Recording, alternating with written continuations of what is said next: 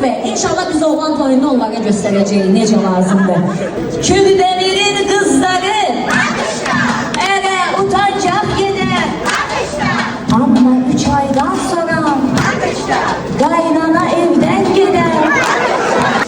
Kürdelerin kızları eve utancaq gedər. Bir gəlin tapdım sənə, barmaqları qızıldı. Doğdun oğul qaynana, Hafiz getdi əlindən. Nedir sözün qaynana, tabaq dişi qızıldı, xasiyyəti qızıldı. Bilə-bilə göstər cəmaata belə olduğunu.